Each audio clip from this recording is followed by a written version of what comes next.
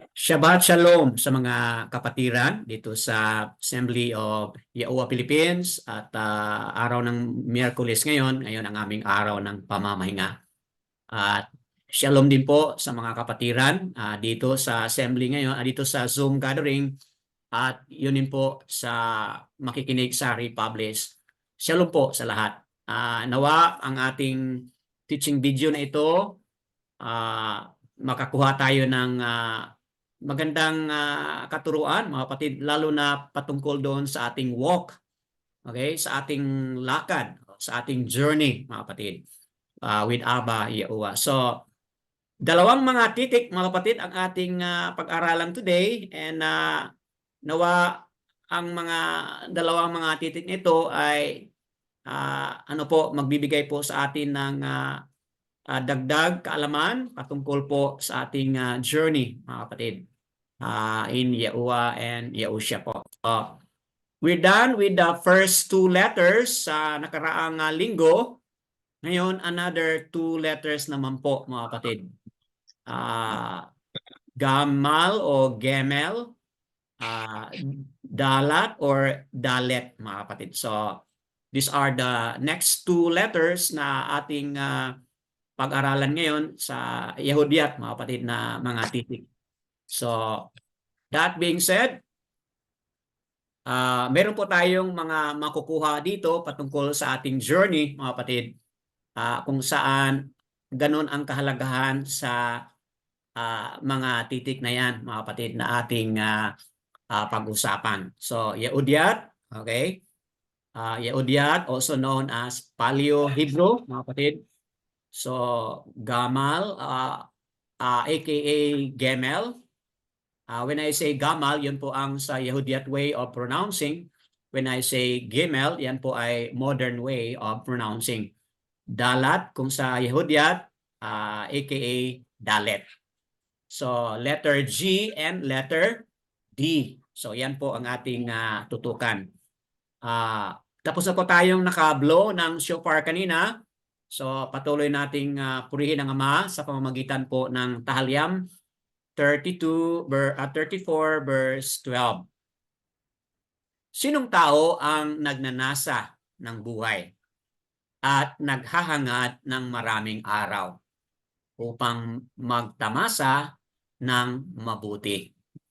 So, yung Tahalyam 34 verse 11, yung atong pinag-usapan sa nakaraan, na ang isang magulang ay tinatawag niya ang mga anak upang ipangangaral, upang ituro na dapat magkaroon po ng takot kay Abba Yahuwah. Yun po ang pinag-usapan sa verse 11. So, ibig sabihin, sino yung tao na may takot kay Abba Yahuwah sa verse 11? Dito, mga kapatid, ang kasunod doon sa verse 11. Sa verse 12, sinabi po dito, sinong tao ang nagnanasa ng buhay at naghahangad ng maraming araw upang magtamasa ng mabuti. Kung sa New King James, mga kapatid, ito yung pagkasalin, rather, sa King James, mga kapatid, ito po yung nagpagkasalin dito. Nagnanasa ng buhay, translated as desire life. Okay? At naghahangad ng maraming araw or love or long for many days. Sabi niya, upang magtamasa ng mabuti.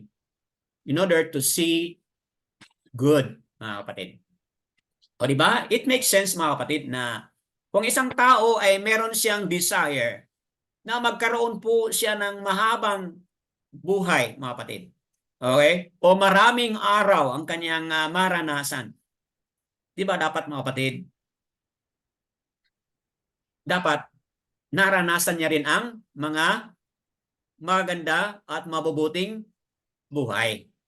Di ba, mga kapatid? So ito po yung desire ng psalmist, na bigyan siya ng long life, nag-desire siya ng mahabang buhay, at nag-desire din po siya na makakita siya po ng mga bagay na mabubuti.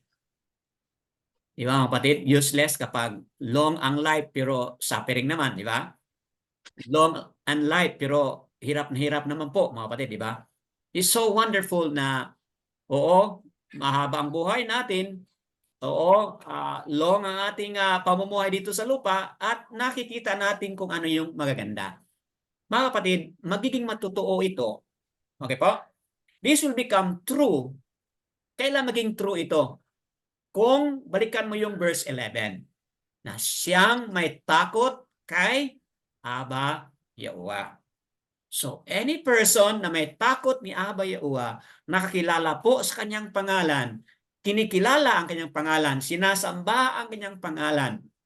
Mga kapatid, malamang yung tao na yan ay makaranas po siya ng maraming araw or magandang buhay, mabubuting buhay, at many days, mga kapatid. Maramdaman niya yung long life, kumbaga. Bakit po ganon? Kasi yun ay magdudulot po yun. Yun ay maging bunga kung ang tao po ay may takot kay Aba Yahuwah. Siyempre naman po, ang tao may takot kay Aba Yahuwah, tatalikuran niya po yung mga masasama, tatalikuran niya po yung mga hindi magandang mga gawain. Siyempre, ang mangyari po, ang re-result po yan sa good life, mga kapatid. Long and good life, mga kapatid. So, that being said, talagang kailangan nating makilala ang Ama. Ito yung apat na mga titik, Yad, He, Uwa, He, or kung ating babasahin po yan mula papunta doon, dito basahin po natin as Ya, Ua. Ya, Uwa, or Yahu, Yahuwah, mga kapatid. Whichever, saan dito yung you feel more comfortable pronouncing it. Kasi nga, mga kapatid, we can never make it perfect, no? Kung paano natin ma-pronounce yan. Kasi nga, nisabi natin noon na wala namang tape recorder sa panahon na yon. So, batay dito sa ating mga pag-aaral, yan po ang ating pagbanggit o pag-pronounce sa pangalan na yan. So, may mga variation po, mga kapatid, paano natin mabanggit yan. At dito naman po ang mga evidences mula sa mga pangalan din po ng mga scriptural characters. Nandiyan po yan, hindi ko na lang basahin at pwede naman po ninyong i-verify po, mga kapatid, itong mga names of the prophets o mga pangalan ng mga scriptural character. Nandun din po yung mga titik sa pangalan ng Ama. Ganon din po si Yahushua, ating purihin siya sa pamamagitan ng Yaokanan o ng Yaokanan 1 verse 10. Sa napaliwanag natin yung verse 9, if we confess our sin nung nakaraang linggo. Ngayon po, nakatutok tayo dito sa verse 10. Kung sinasabi nating tayo hindi nagkasala, ginagawa natin natin siyang sinungaling at ang kanyang salita ay wala sa atin. So, mga kapatid, tinatanggap natin na tayong lahat ay makasalanan. And dahil tinatanggap natin yan, mga kapatid, so kailangan natin yung verse 9, which is we have to confess it. Mga kapatid, hingi tayo ng patawad, talikuran natin yung kasamaan, at balik loob tayo sa ating Ama, mga kapatid. At tanggapin natin na apart from Yahushua ay wala tayong magawa, mga kapatid. Ayan, kung ating tanggapin yon, then ang katotohanan ay nasa atin at hindi tayo nagsinungaling, mga kapatid. At ang kanyang mga salita ay nasa atin po. So that being said, kailangan talaga natin, mga kapatid, kilalanin si Yahushua. Kasi po, ang ating pagkilala kay Yahushua, yan po ay maghantong or it will lead towards acknowledging that we are sinners, mga kapatid, and leads towards confessing and repenting from all our sin. So, ito na po, mga kapatid, ang pangalan ni Yahushua, Yahushan-ayan. Okay? So, katulad din po sa first three letters sa pangalan ng Ama, ay first three letters din po sa pangalan ni Yahushua. At yung siya na yan ay nagmula po yan sa Yahshua, mga kapatid. So, ayan ang ating patutuo dyan, mga kapatid. So, nawa magkaroon yan ng better understanding as we continue po. So, yan ay papatulan natin about kay Yahushua. And then dito mga kapatid sa pangalan na Yahushua, ang ibig sabihin po niyan, Yahuwah saves, Yahuwah delivers. And wala tayong duda na yun po talaga ang totoong pangalan dahil po ang kahulugan sa pangalan ng Yahushua ay ayon po dito is save his people from their sin. At yung pangalan na yan, mga kapatid, ay talagang nagpapatuo na maliligtas. Ililigtas tayo, kapatid. Based on the name Yahushua, ililigtas tayo ng Ama. Yun ang ibig sabihin nito. So, dito sa assembly, ito po yung Yahuwah Philippines, ito po yung pangalan na ating niluwalhati at kinikilala. Ang pangalan po, Yahuwah ang Ama. Yahushua is the Messiah, ang anak po, mga kapatid. At yan ay nabigyan na po natin ng mga pagpaliwanag.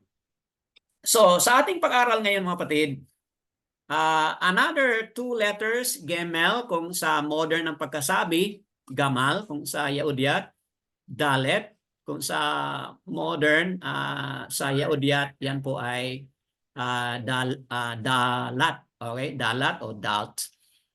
Itong picture nito, mga kapatid, ay pictograph po ito. Ito ay pictograph at yan po ay pictograph. Mamaya balikan po natin yan kung ano ang ibig sabihin yan.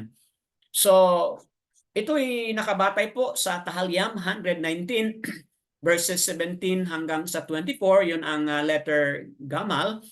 Then verses 25 hanggang sa 32 po.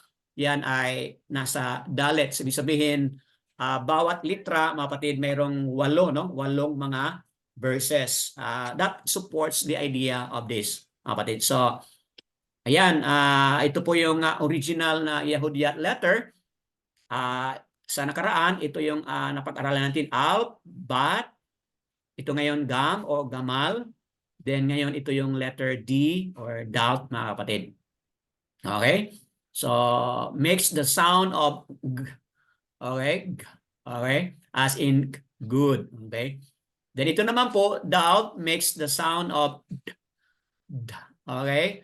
As in the word double. Okay po? So, yun po ang mga titik na yan ayon sa Yahudyat alphabet. Ayon naman po mga kapatid sa pictograph, kasi bawat titik ay may mga pictograph meaning po. Okay? So, ito na ngayon ang ating titingnan. Gamal, parang letter L yan mga kapatid, no? Letter L. Okay? But that's a picture of a foot, mga kapatid. Foot. Kaninong foot ito, mga kapatid? Camel. Okay? Foot of a camel. Okay po, yun ang kahulugan yan. And it also speaks of pride. Kasi, bakit pride? Kasi ang camel po is talagang malakas po yan, mga kapatid. Malakas po ang camel.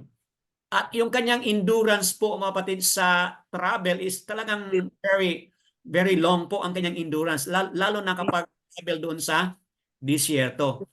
Kaya, ano kaya yung sikreto ng camel kung bakit ang endurance niya sa long travel sa disyerto ay talagang matindi? Bakit kaya? Mamaya makikita natin yon. Yung symbol po ng Dalet or Dalat or Dalt, ito po ay isang example ng tent, picture of a tent, pero ang tinutukoy talaga ito ay door. Okay po? Door or pathway. Okay? So, Dalet or Dalt is a picture of a door in a tent or picture of a pathway. Okay? Yung daanan, mga kapatid. So, take note of that kasi mamaya balikan po natin yung mga kahulugan sa mga titik na yan. At nais nating iugnay po doon sa mga verses na ating titingnan. So, review lang po ito. Reading it from right to left. So, ito po yung pagbasa sa Yahudyat o Hebrew. From right to left po ang pagkabasa. Okay? And then, ito yung napag-usapan natin sa nakaraan. We already highlighted this na idugtong natin yung first two letters, Alp, at saka yung Bat, come out yung word na Abba, mga kapatid. Or Ab, ibig sabihin, referring to our Heavenly Father po, Ab. Okay? Ito yung pagkasulat sa modern, ito yung pagkasulat sa Yehudyat Ab po. Okay?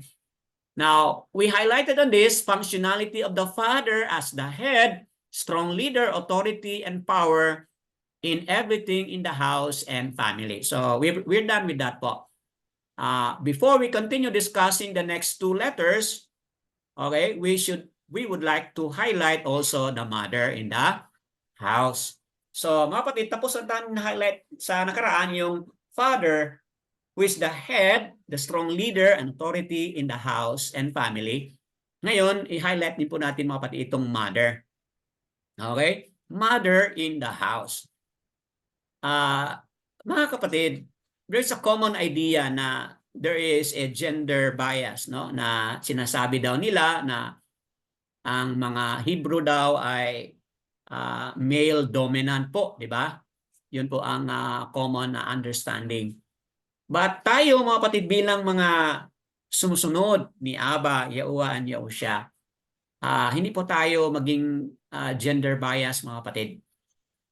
Dapat magbigay po tayo ng katuruan din kung meron ba talagang mga evidences na yung mother ay kinikilala sa Torah, mga kapatid. So, yan ay ating pag-usapan today. Kasi po yung mga Judaism, lalo na ngayon sa Israel, mga kapatid, talagang walang tinig po yung mga babae doon. Talagang ang may boses lang po talaga ay ang mga lalaki po. So, that being said, highlight natin sa nakaraan itong ang ama. Ngayon, tingnan man po natin mga kapatid ang mother. So, what is the functionality of the mother in the house? Okay? Of Ab or Abba, Yahuwah.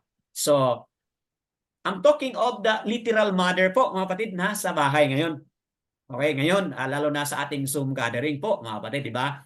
Kung napansin ninyo, mas majority po dito nagdadalo po yung mga mothers, di ba? So, kailangan mabigyan po natin ng katuruan din and understanding ano ba ang sinasabi sa Torah patungkol sa mga mothers, mga kapatid. So, ayan, because sa house ng ating ama, may function po pala mga kapatid ang mga mothers.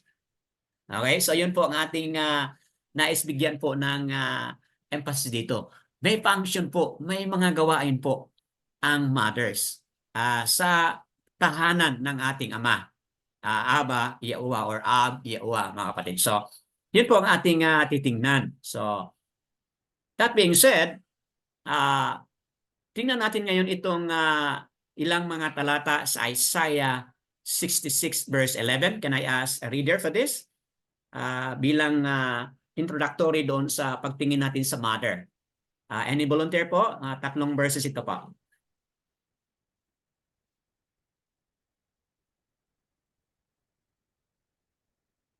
Anyone would like to read? Please help us. Ako, Brother Dan. Okay po, Sister Lilieta. Isaiah 66:11, upang kayo'y makasuso at mabusog mula sa kanyang nakaaliw na mga suso, upang kayo'y ganap na makasipsip na may kasiyahan mula sa kasaganaan ng kanyang kaluwalhatian. 12, sapagkat ganito ang sabi ni Yahuwah, narito ako'y magbibigay ng kapayapaan sa kanya na parang isang ilog at ng kaluwalhatian ng mga bansa ay parang umaapaw na batis at inyong sususuhin. Kayo'y kakalungin sa kanyang balakang at lilibangin sa kanyang mga tuhod. 13. Gaya ng inaaliw ng kanyang ina, gayon ko aaliwin kayo. Kayo'y aaliwin sa Jerusalem. Okay po. So, in context mga kapatid, ang pinag-usapan sa verse 10 is about Jerusalem. Okay? So, Jerusalem ang pinag-usapan, yung Jerusalem, kumbaga ang city where the people of Yahuwah dwell in that land, mga kapatid. So, inahalin tulad ang Jerusalem ng isang nanay, mga kapatid, ng isang mother. Okay? Kung tingnan mo itong verse 13, sinabi ito, gaya ng inaaliw ng kanyang ina. Okay po? Inahalin tulad ang Jerusalem katulad ng isang ina na kung saan ang mga nananahan doon Okay? Anong mangyayari po mga kapatid? Ang relationship po ng ina at anak, di ba? Merong ganito mga kapatid na relationship na kung siya ay batang-bata pa, ano po mga kapatid ang mga bata, di ba? They are very dependent po sa Nanay. breastfeed, okay? Breastfeeding. Breastfeeding po ng ina, di ba? Para po sila mabuhay at magbigyan po ng lakas, mga kapatid. Di ba? Yun po ang relationship po ng ina at yung mga anak, lalo na kapag maliliit pa. At dito natin mababasa, mga kapatid, kung ano yun, gaano ka saya ang isang anak, baby. Okay? At yan, mga kapatid, ang sinasabi ng ating ama. Sabi niya, sapagkat ganito ang sabi ni Yahuwah. Sabi niya, narito ako'y magbibigay ng kapayapaan. So, ibig sabihin, tulong ni Abba Yahuwah o baraka ni Abba Yahuwah sa isang siyudad na Jerusalem because of the blessing ng ating Ama or baraka ng Ama, ang kaluwalhatian ng Ama, katulad po na naramdaman po ng isang ina doon sa kanyang anak, mga kapatid, in terms of relationships. In other words, binibigyan dito ng halaga ni Abba Yahuwah na yung kanyang supply doon sa Jerusalem, hinahalin tulad niya ng isang ina na kung saan naaaliw ang mga anak, na-enjoy ng mga anak ang baraka po, ang blessing po ng ina doon sa siyudad na yun. Just as Abba Yahuwah is also the one in charge in supplying everything, mga kapatid. So, that being said, sinabi ito, gaya ng inaaliw ng kanyang ina. Okay? Gayon ko aalawin kayo. Kayo'y aalawin sa Jerusalem. So, that being said, tingnan natin mga kapatid itong word na ina. So, ano ba ang ibig sabihin sa word na ina in the Hebrew, mga kapatid? Ito po yung ating pag-search dito, mga kapatid, na ang word na mother, okay, ito po ay or or mga kapatid, no? Ang pagkabasa nito. Aleph, mem, o alp, mom, okay? M. O basahin mo yan as M or basahin mo yan as am. Kapag walang tuldok, mga kapatid, no? Walang tuldok, mahimong maging am po yan. Kasi alp yan eh. Okay, dahil sa may tuldok, kaya kay maging M. Okay, so either way, mga kapatid, modern will read it as M, but sa Udyat o yung mga ancient, basahin po yan as am. Okay, so dalawang mga titik po. Una is alp or aleph, na ibig sabihin po niyan sa ating napag-usapan na ano po yung ibig sabihin niyan? Leader, may authority, at strong, mga kapatid, di ba? Yun po ang ibig sabihin niyan. Alp means leader, authority, and strong. Okay, yun po ang unang titik dyan. So, ibig sabihin mga kapatid, we are breaking down these two letters. Basically, these two letters. Okay? First letter is Alp, that means leader, with authority and strong as well. Okay po? Then yung pangalawang titik ay yung letter M, which is mom or mem, mga kapatid. Okay? Mom kapag sa ancient, mem yung modern, mga kapatid. Anong ibig sabihin nito? Ang letter M speaks of water. Okay, yun po pala ang kahulugan ng M. Water, light, okay, womb, blood, and chaos. So, ito po yung kahulugan sa letter M. Water, okay, light, womb, blood, and chaos. So, take note mga kapatid, ang word na mother, the word mother sa original is am, which means leader, authority, and strong. Okay? Which means water, light, womb, blood, and chaos. So, magtanong ka, Brad, bakit may chaos dyan? Mamaya, ipaliwanag po natin yun, mga kapatid, no? Now, you can double check it, mga kapatid, with Strong's H15, 517 po. Itong mga kahulugan na yan. You can search this doon sa ating libro, mga kapatid, Strong's Concordance. number H517. Diyan mo ma-verify po ang mga kahulugan na yan. So this is not my own opinion mga kapatid, but mula po yan sa scholars, okay? According to James Strong's po mga kapatid, okay? Now, ipaliwanag natin ito mga kapatid na itong na ito can also be found in Ezekiel 21 verse 21. Wag niyo lang pong imahin itong mga number nito kasi Strong's number po yon batay po sa King James Version. Okay, meron po akong reference dito batay sa King James Version. But basahin ko lang muna muli mga kapatid itong verse na ito.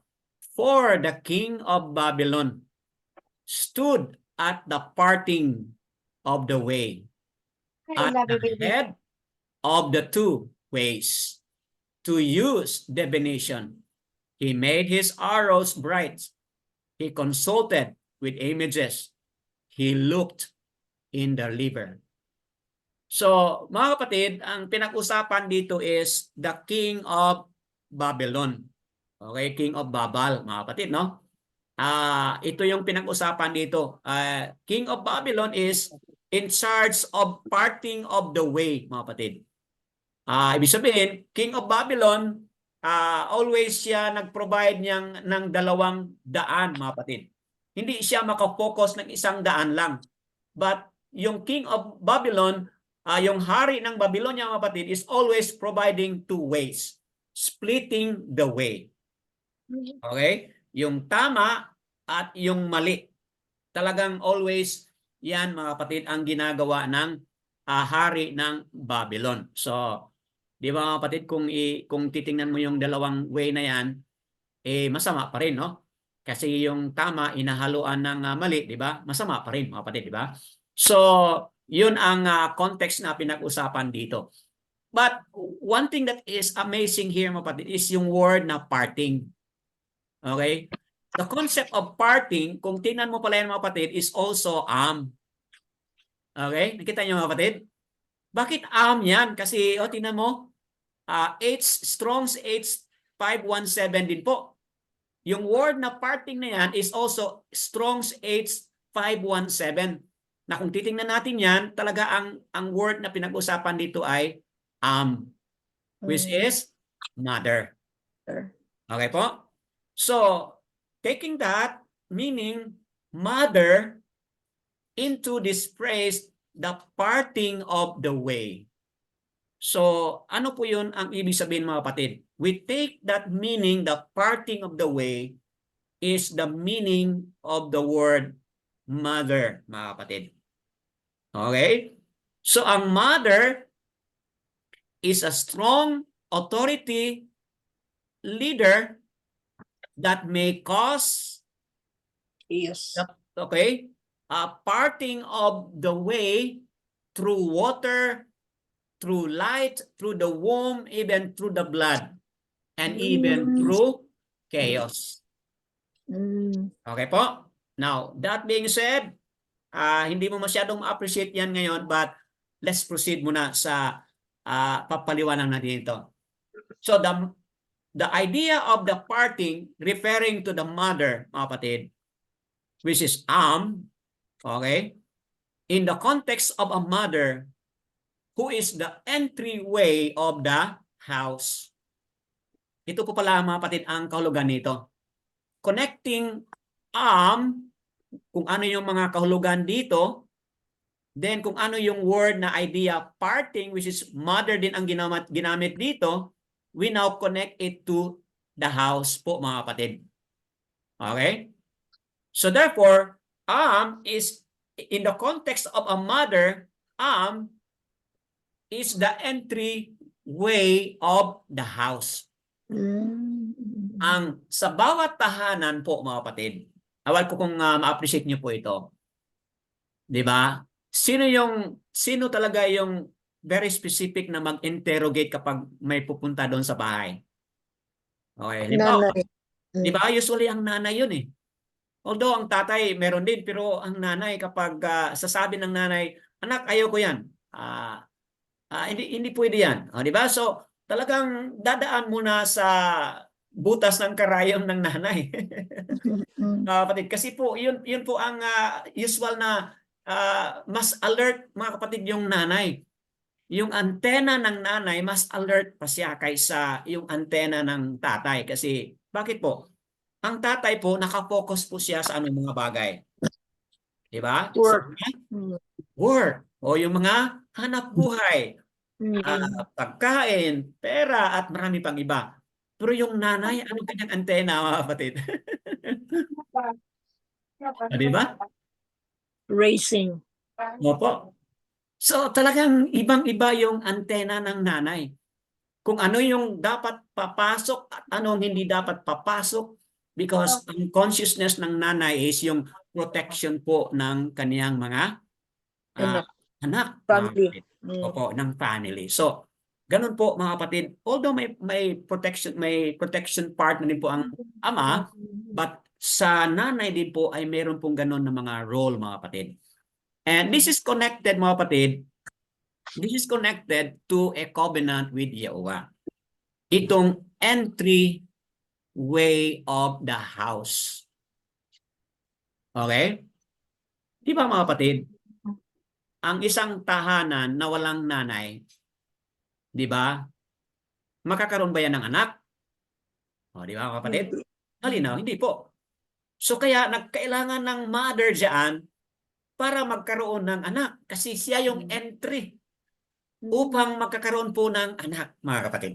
Mm. So, that is very specific na correlation or functionality sa isang ina doon sa tahanan ng ating ama, mga kapatid. Okay? Now, in connection dito sa covenant, pwede ba nating basahin itong ano po? Ito po. Can I ask Sister Lilieta again to read this for us? Isaiah o Yesaya 51 verse 2 po. Go ahead. Ako po, okay po. Tingnan ninyo si Abraham na ama ninyo at si Sarah na nagsilang sa inyo, sapagkat nang siya iisa ay tinawag ko siya at pinagpala ko at pinarami siya. Okay po. So dito sa Yesaya o Isaiah 51 verse 2, mga kapatid, ang pinag-usapan dito ay yung si Abraham.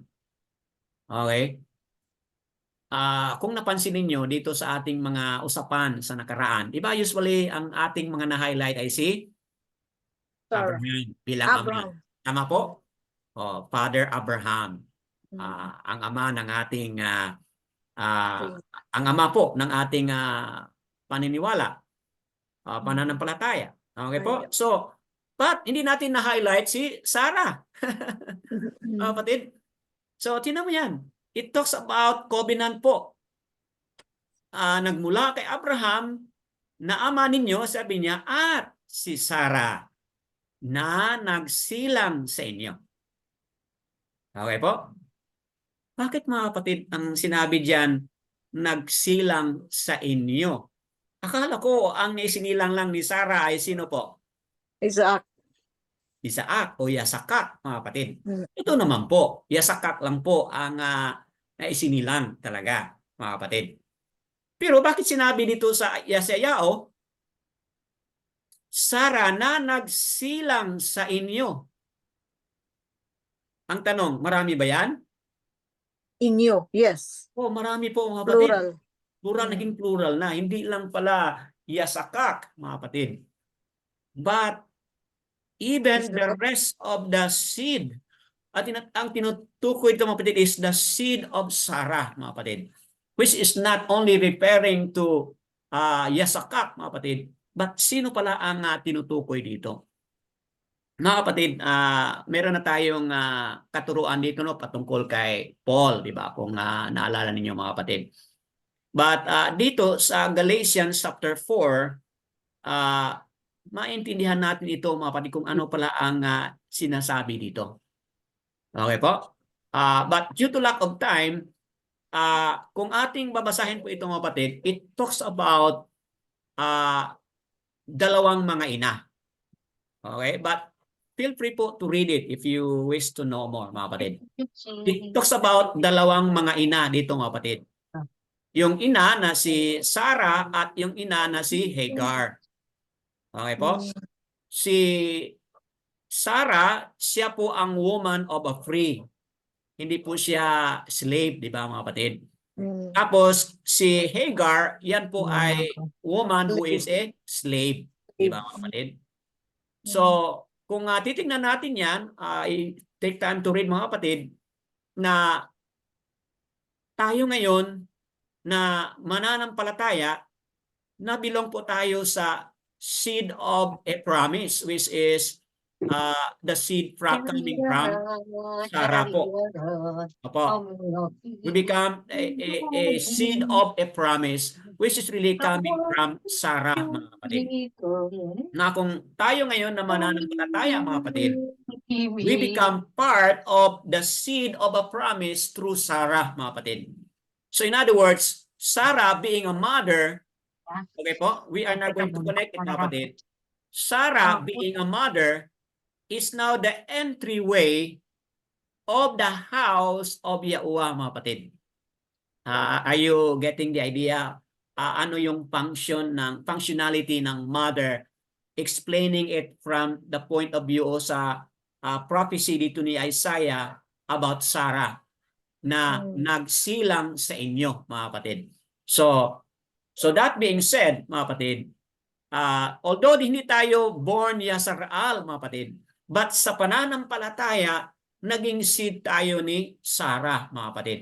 Si Sarah po yung siya pong entryway natin sa house of Abba Yahuwah, mga kapatid. So, that being said, take time to read it if you wish to know more in detail. Now, that being said, what is the correlation of Yahushua being the chief cornerstone na nabanggit dito sa Psalm 118 verse 22 to 23.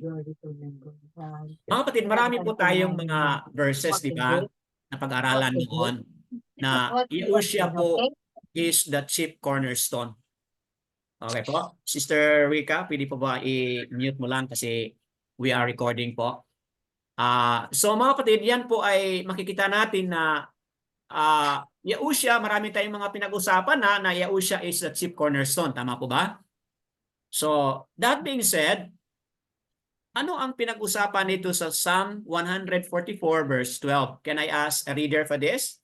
Sister Tessie, if you can read for us. Psalm 144 verse 12 po. Anong nakasabi dito?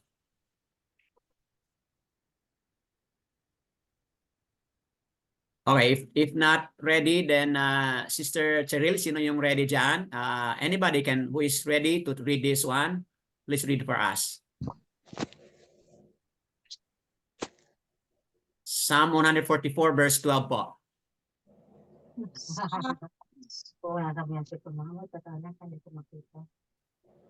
Yausha.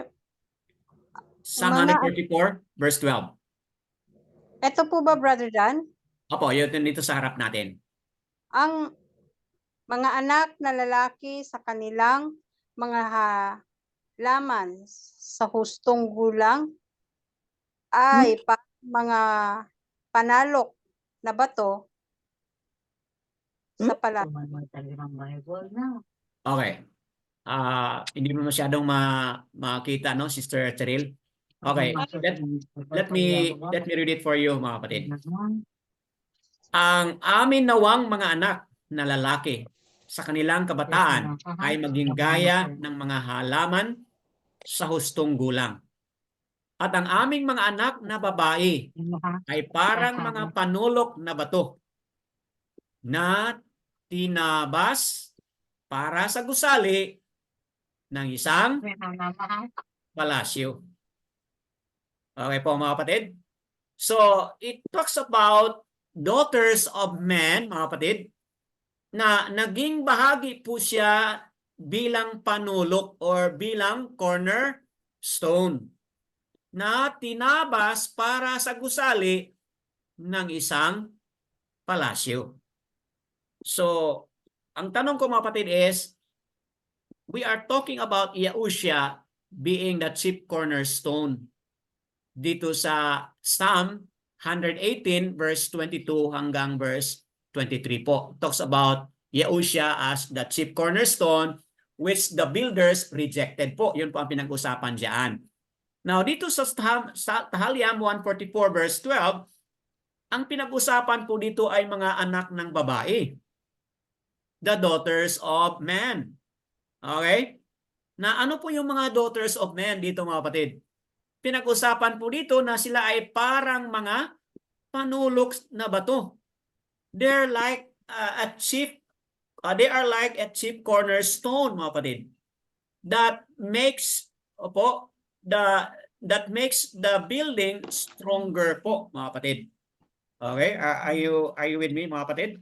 So, malinaw na ang pinag-usapan dito ay of course no, anak ng mga lalaki, but highlight ko po dito yung anak ng mga babae.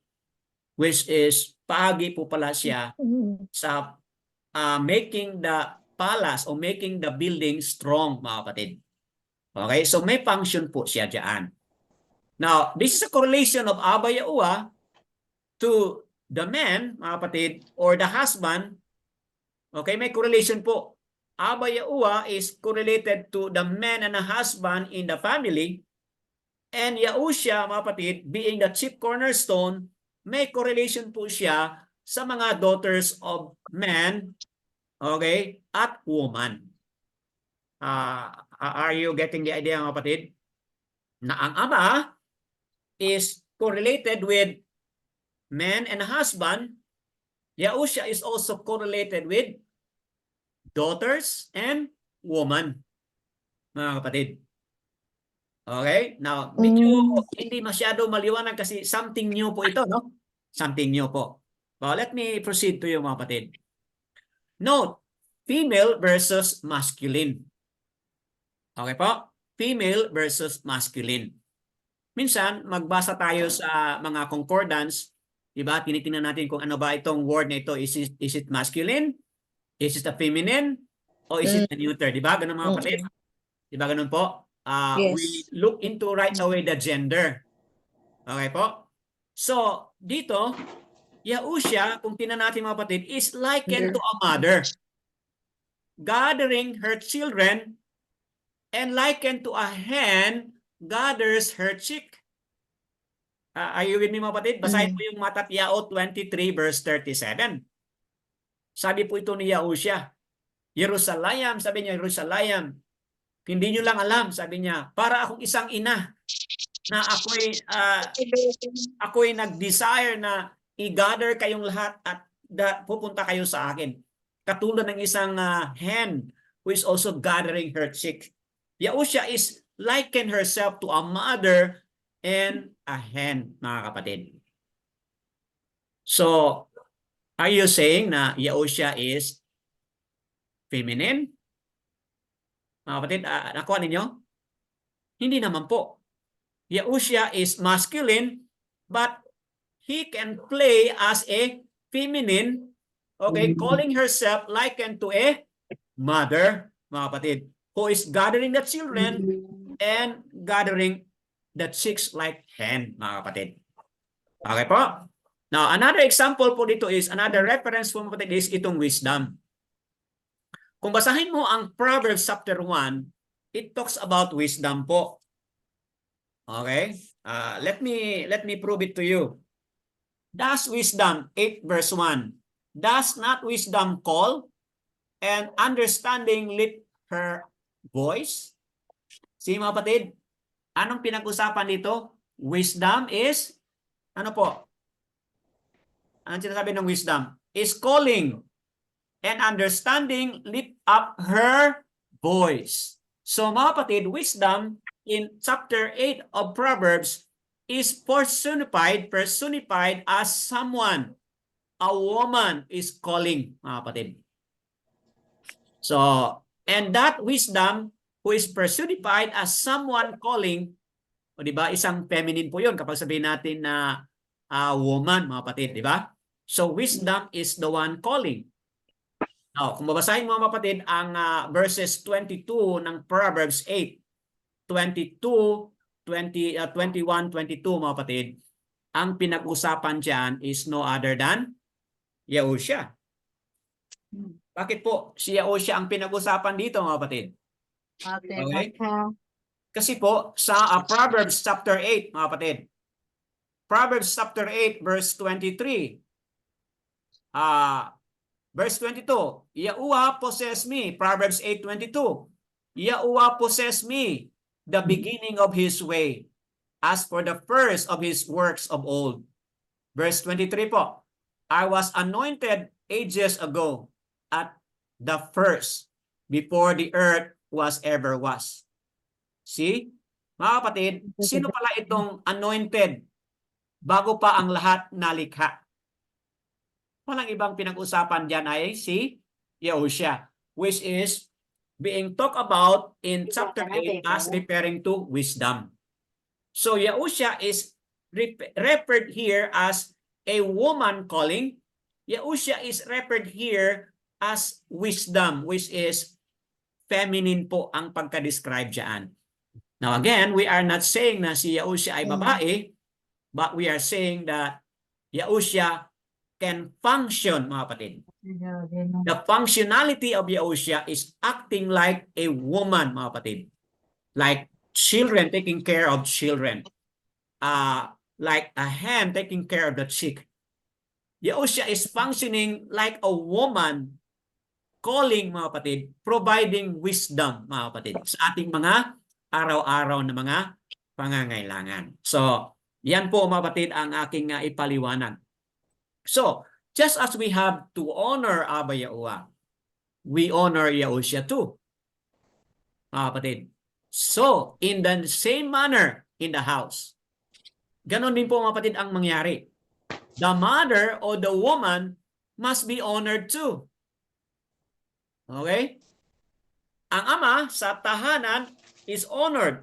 Abba Yahuwah is honored in the house. Ganon din po, Yahushua is also honored. In the same manner, sabi dito, the mother or the woman must also be honored. Bakit po, mga kapatid? Ano pong nakasabi sa Ten Commandments? Di ba? Exodus 20 verse 12. Ano nakasabi po? Ito po yung pangilang commandments po ito, mga kapatid. Panglima po, di ba? Honor your Opo, honor your father Mother. and mother. Father. See? Mother. Father and mother po dapat i-honor, mga kapatid. According sa Ten Commandments. Which is dito sa mga correlation natin, mga pagpapaliwanag, ang ama is honored in the house, ang anak is also honored in the house, which is correlates to the mother or the woman in the house, mga kapatid. So, that being said, mamaya, dagdagan pa natin yung mga evidences kung bakit i-honor si Yahushua, which correlate to a woman and a mother in the house of Yahuwah. Bakit i-honor po siya? Just as it is also stated in the commandments. Mamaya, dagdagan pa natin yung mga evidences as we proceed po, mga kapatid. So, that being said, tuloy na tayo ngayon sa titik, mga kapatid. At mamaya, balikan po natin yung issue on mother as correlating it to Yahushua, mga kapatid. So, ang titik na gamal o gemel, ang ibig sabihin po ay strong foot, okay, camel. Kanina ating na-emphasize yung pathway, no? Mga kapatid, no? Pathway, strong, foot, then camel, then also pathway. Na-emphasize po natin yon. So kung i-put into one line itong mga kahulugan ng gamal na yan, mga kapatid, at kanina napakita natin po doon sa ating pictograph, okay? That is really a picture of a camel, mga kapatid. So, para saan po ito? Itong strong foot, camel, at pathway, para saan po ito? It is used to gather or to walk. So, yun po ang kahulugan ng titik na gamal o gemel. To gather or to walk. Now, ngayon, babasahin natin itong mga references at nais ko pong mag-contribute kayo, mga kapatid. Batay sa kahulugan ng gamal, meaning to walk o to gather or to walk, paano natin ipaliwanag itong Psalm of Daud, which is Psalm 119. Now, nandito na tayo sa verses 17 to 24 para dito sa gamal, mga kapatid. Paano natin ipaliwanag yan? Taken the meaning of camel, foot, okay, strong, okay, taking the meaning of to gather or to walk. Okay, can I ask volunteer to read on this? Verse 17 po. Anybody can read?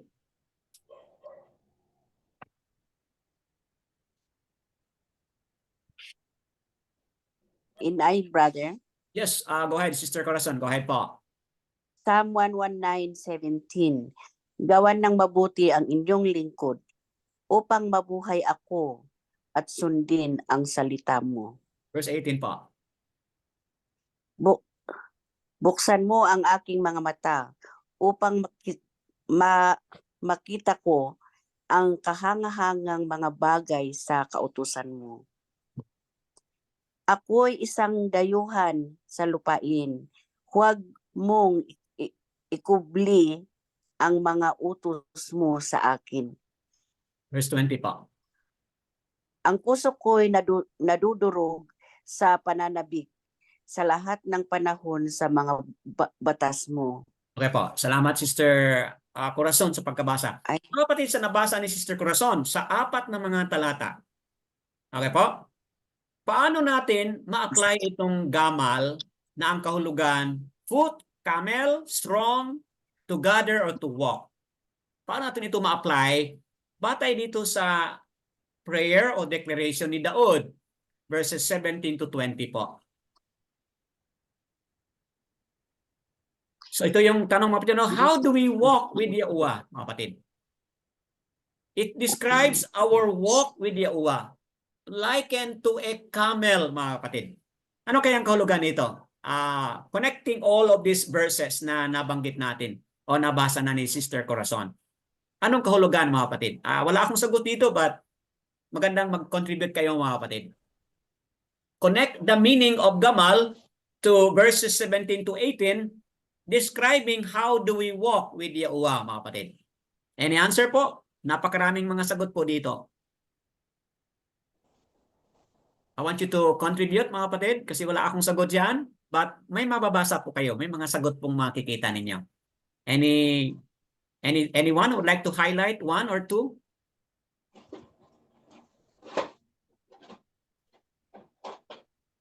How do we relate this?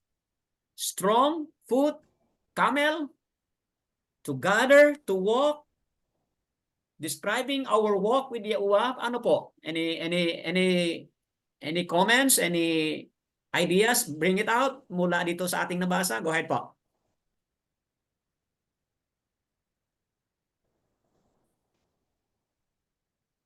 Malakas po ang endurance ng camel, di ba, Brother Dan? Apa. So we need to endure sa mga darating. Pag andun si Yahuwah, we walk with him, then we can endure Okay po. as camel. Opo, you have a good point, Sister. Ganun po ba yun? You have a good point, Sister Lilita. But meron akong tanong na para ma-direct mo dito sa passage. Ano yung sikreto para magkaroon tayo ng Okay po. Ano sikreto? Sundin po. Okay, go ahead. Sundin ang kanyang utos po, Brother Dan. Okay, that's one. Para magkaroon tayo ng endurance like a camel in our walk with Him, sundin po ang kanyang mga salita. Okay, what else? Brother Dan, Opo, Sister Cyril, go ahead po. as the character of the camel, di po ba kaya niya maglakad sa disyerto. Opo. Maglakad sa disyerto ng hindi siya mapapagod, hindi siya mauulit. At kahit meron siya mga daladalang mabigat, Opo. kaya niyang tama yung sabi ni Sister Lilieta na endurance. We have to have the endurance. We have to have the belief. We have to have the courage to step at para maging kagaya tayo, yung walk natin ay maging kagaya ng camel na maging matapang sa lahat ng pagkakataon at meron tayong endure. We have to endure not only for the circumstances but also for the people we will encounter. Yun lang po, Brother Dan. Okay po. You pointed a very good ideas here connected with Sister Lilieta, Sister Cheryl. But nais kong tanungin ko kayo, mga kapatid. Batay sa yung mga nababasa rito, ano po yung sikreto? Ano yung sikreto para maging concrete po yung ating endurance? Look at the verse, mga kapatid. Na-highlight na po nyo yung Gawan ng sinabi ito na mabuti ang inyong sundin. lingkod. Yes, ano po? Ano yung gawan ng mabuti ang iyong lingkod? Yun ba yan, brother? Tayo ba ang lingkod? Opo. Yung mag That's one. Si Yes. ano si okay. This is a prayer of Daud. Okay? This is a declaration of Daud. Can also be related to us or anybody of us who are now walking with Abba Yahuwah, mga kapatid. So, what else? What else? yung masunod po yung yung will, not our will, but the will of Yahuwah na masunod natin. Apo. So, Kahit po nasa mga dayuhang lupain tayo, kahit nasa hindi nating alam na mga tao, it will relate sa mga tao po na ma-encounter natin, as I have said, na dapat po maging courageous tayo to share, to Apa. talk about Yahuwah, to share what we learned. Yun po, Brother Dan. Okay po. Idagdag ko yun sa mga napaliwanag na ninyo po, no? Okay. Dagdag ko po sa mga napaliwanag na ninyo. Kung napansin ninyo, doon sa na-highlight ni Sister Lilieta, gawan ng mabuti ang inyong lingkod. So, ito isang panalangin na Abba will do something good sa bawat isa sa atin. Okay? Pero may dahilan. Ay dito, upang sundin ang inyong mga salita. Okay? Pangalawa is, ito mga kapatid, buksan mo. See? Ano sinabi dyan? Ang aking mga mata. So, mga kapatid, it is something na apart from Abba, kung hindi mabuksan ang ating mga mata, di ba mga kapatid? Wala tayong lakas. Wala tayong inner strength kung hindi mabukas ang ating mga mata. Kasi po ang ating mga mata, anong laging nakikita? Di ba? Puro mga problema, yung mga kawalan and all, di ba? Yun ang lagi nating makikita. Pero sabi ni Daud, buksan mo ang aking mga mata. Para saan? Sabi niya, makita ko ang kahangahangang mga bagay sa kautusan.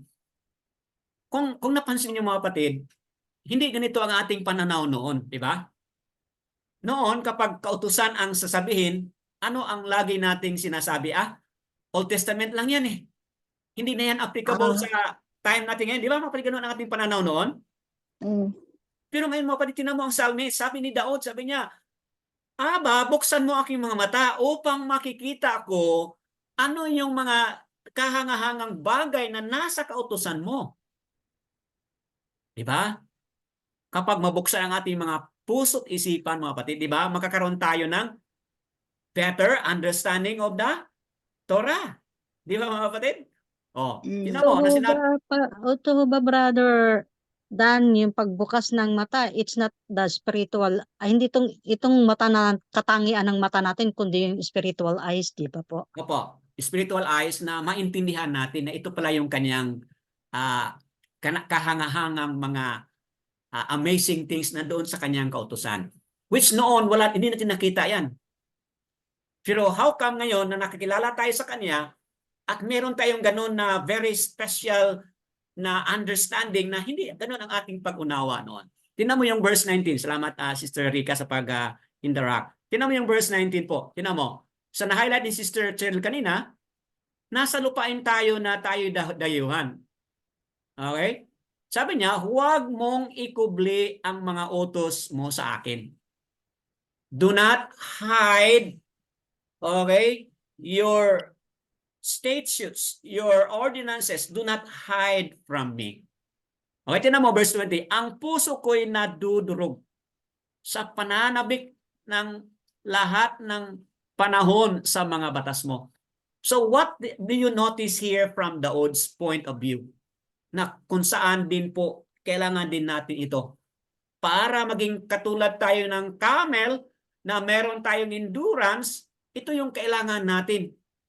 Eyes to see, ears to hear po mga kapatid, pag-unawa na malalim at puso na parang nadudurog at nananabik, mga kapatid, na naghahanap ng katotohanan sa inyong mga batas.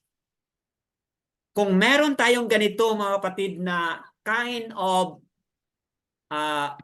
eyes and ears and heart, hunger and thirst mga kapatid, doon sa kanyang mga batas, then makakaroon tayo ng unusual strength katulad ng camel mga kapatid. So, what is the camel? Okay, describing with our walk with Abba Yahuwah, okay, is that camel stored water in itself. Napansin niyo mga kapatid? Kanina na-highlight ni Sister Cheryl at Sister Lilita na yung camel talaga ang endurance sila. May sikreto pala yun mga kapatid. Ano yung sikreto? Ewan ko kung saan banda sa camel. But camel stored water. Kung saan banda yan, naka-stored. Okay, you make a study on that mga kapatid. Saan Doon ba po sa parang bundok po niya. Opo. May batok, parang batok yun, Brother Dan, yung may nakaumbok na ganon. Opo. So, yun pala yung storage po mga kapatid. And you can, kayong mga nanonood sa Republish, pwede ninyo pong i-search ito further. Saan ba talaga specifically na stored yung water ng camel, kung bakit ang endurance niya sa paglakad kahit doon sa disyerto talagang very high ang kanyang endurance mga kapatid. Now, what is the significance of that? Yahushua is what? The living water. Naalala niyo mga kapatid yung kwento ng Samaritan woman? Sabi ni Yahushua doon sa John chapter 4 mga kapatid, di ba? Sabi ni Yahushua, ang iinom sa tubig nito ay uuhawin. Pero yung iinom sa tubig na ibibigay ko ay hindi po siya uuhawin. Di ba mga kapatid? So, Yahushua has or is the source of the springs of living water. And all of this mga kapatid, itong utos, itong mga batas, mga kapatid, it's all about Yahushua mga kapatid. Mamaya ipaliwanag ko kung bakit sasabihin natin is all about Yahushua. So therefore mga kapatid, sa ating journey ngayon, since Yahushua is the source of the living water, para magkaroon po tayo mga kapatid ng unlimited strength of the living water, kailangan naka-zoom in lagi ang ating mga mata at tainga, pakikinig at puso, desiring for more about Yahushua mga kapatid. Kasi Yahushua nga is the only one that can give us the unlimited source of the living water. Para maging katulad tayo ng kamelyo po mga kapatid. Okay, so that continue on. Anybody else can read this? Apat pang na mga talata po to continue with the discussion. Go ahead po. Any volunteer? 21, 22, 23, and 24. Can I ask volunteer? 21, Apa. iyong sinasaway ang mga walang nawawala, brother. Galang. Iyong sinasaway ang mga walang galang, ang mga sunumpa na lumalayo sa iyong mga utos. 22. 22 po. Paglibat at pagkaya sa akin ay alisin mo sapagkat iyong mga katotoo. Okay, 23 po. Bagaman ang mga pinuno ay umuupong nagsasabwatan laban sa akin, ang lingkod mo ay magbubulay-bulay sa iyong mga tuntunin. Okay, last one. Aking kasiyahan ang iyong mga patutuo. Ang mga iyon ay aking mga tagapayo. Opo. So, salamat po, Sister Cheryl, sa pagkabasa. Mga kapatid, sa nabasa ni Sister Cheryl, patuloy po yung prayer o declaration ni Daud. Okay? Anong sinabi niya? Okay, sinasaway ang walang galang. Sinasaway ni Aba yung mga walang galang. Ang mga sinumpa na lumayo sa inyong mga kautusan. So, Daud is now trying to make a declaration na sa kanyang buhay, hindi siya talaga lalayo sa mga kautusan. Kasi kung siya ay lalayo sa kautusan, then siya po ay sinasaway ng Ama at siya po ay sinasumpa na lumayo sa Ama, mga kapatid. So kaya sa verse 22, sinabi niya, ang pagbalik at pagkutsya sa akin ay alisin mo. Okay? Rather, ang paglibak at pagkutsya sa akin ay alisin mo. Sapagkat iningatan ko ang inyong mga patutuo. Okay po? Bagaman ang mga pinuno ay umuupong nagsasabuatan laban sa akin, ang lingkod mo'y nagbubulay-bulay sa inyong mga tuntunin. Aking kasiyahan ang inyong mga patutuo, ang mga iyon ay aking mga tagapayo. So, binibigyan ni Daud ng isang comparison, mga kapatid, na yung mga taong sumusuway sa kanyang mga salita, sila'y lumalayo, mga kapatid, sa mga utos. Ang mga nakaupo ay nagsasabuatan, mga pinuno na nakaupo sa mga ay nagsasabuatan, mga kapatid. Pero ano ang para kay Daud, mga kapatid? Ang kay Daud ay ganito. Sabi niya, iingatan ko ang inyong mga patutuo. Pagbulay-bulayan ko ang inyong mga tuntunin. At anong sabi niya? Sabi niya, kasiyahan ko ang inyong mga patutuo. Ang mga iyon ay aking tagapayo. So, kung nakita mo dito, talagang naka-zoom in si Daud kung ano yung kaniyang attitude towards the Torah, mga kapatid. Meron siyang pagbulay-bulayan, okay? Meron siyang excitement, kasiyahan, okay? So, tingnan mo, mga kapatid, kung ano yung nasa kanyang puso't isipan when we think about the law, mga kapatid. Okay? So, how do we walk with Yahuwah? Mga kapatid, kung titingnan natin, it is not only what you do or act. Are you with me?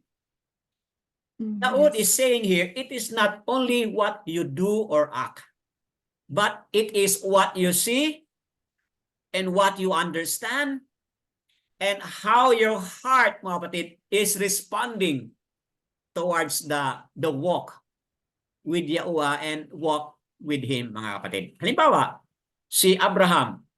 Ano po ang sabi ni Abraham ano pong sabi ni Abba Yahuwah kay Abraham? Genesis 17 verse 1. Ano pong sabi ni Abba kay Abraham? Sabi niya, walk before me and be perfect. Be perfect. Opo, walk before me and be perfect. Ito po yung sabi ni Abba Yahuwah kay Abraham, walk before me and be perfect. So talagang hindi lang kay Daud ito naging totoo, mga kapatid, itong Tahaliam 119. But naging totoo din po kay Abraham. Another story po, ito si Enoch. Doon sa chapter 5, di ba mga kapatid? The story of Enoch. He lived 360 days ba yun? 360 years. And then after that, the remaining days of his life, he walked with Abba Yahuwah. Yahuwah. Opo, yung tingnan mo yung kwento ni Enoch.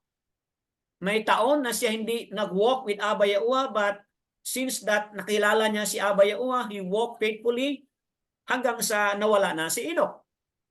O, di ba? Genesis chapter 5 po yung kanyang kwento. So, hindi lang ito, but sila ni Noah at marami pang iba who walk, mga kapatid, whose life really walk with Abba Yahuwah, mga kapatid. So, that being said, tuloy tayo ngayon sa next na letter. Mamaya i-sum up natin ito. Next letter, ang ibig sabihin nito ay door, moving in, or entrance of a house. Yun po ang dal o dalat or dalet, mga kapatid, sa modern. Now, tingnan natin ito ngayon at paano natin ito ma-apply. Okay? Kung ang dal o dalat o dalet, mga kapatid, is ibig sabihin niya ay door, and moving in o entrance of a house. Now, ano ibig sabihin nitong mga talata? 25 hanggang sa 32 po. Okay, can I ask another reader? Ako po. Go ahead, sister. Ako po, Brother Dan. Oh, go ahead, sister. Go ahead. Psalm 119:25.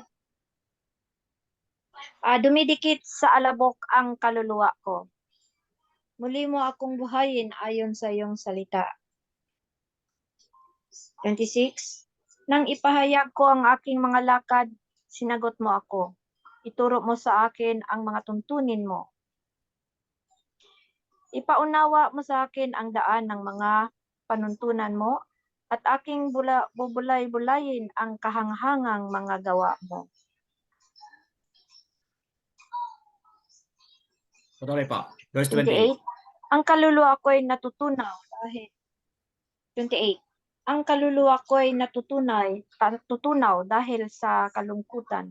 Palakasin mo ako ayon sa iyong salita. Verse 29. 29. Ilayo mo sa akin ang mga maling daan.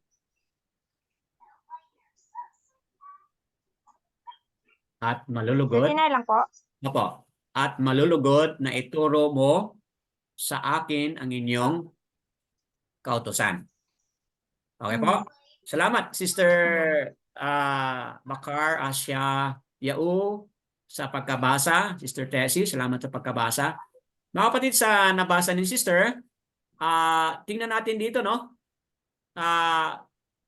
Paano natin ito ma-apply itong meaning? Dalat or dalet, na ibig sabihin door or moving in or entrance of a house. Okay po? So, tinan mo yan. Kung tinan natin yan, it talks about yung ating lakad. Minsan may mga alikabok. Diba po? Kailangan tayong ma-refresh lagi sa kanyang mga salita. Kasi yung mga alikabok, mga kapatid, di ba? Yung mga alikabok, yun ay mawala po yung ating clarity doon sa kanyang mga salita. So, kailangan alisin yung mga alikabok na yan para magkaroon po tayo ng malinaw at clear na pananaw doon sa kanyang mga salita. Okay po? Then, upang ang ating ipahayag, sabi niya, nang ipahayag ko ang aking mga lakad, sinagot mo ako. Itinuro mo sa akin ang mga tuntunin mo.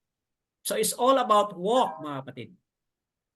Ipaunawa mo sa akin ang daan ng mga panuntunan mo. See, it talks about daan, mga kapatid, na dapat maunawaan.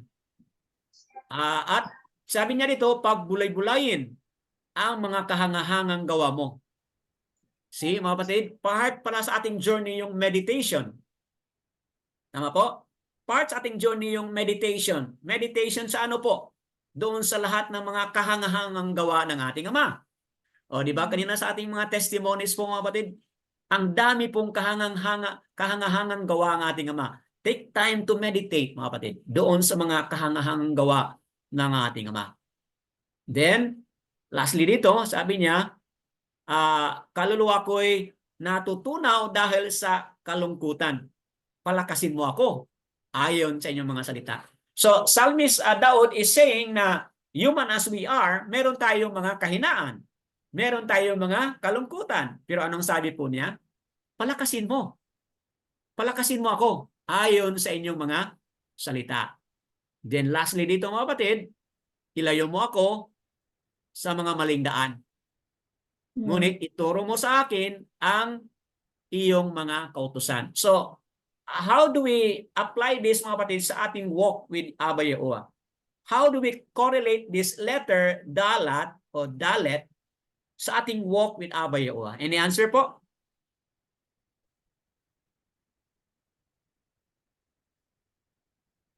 Anything you wanna say?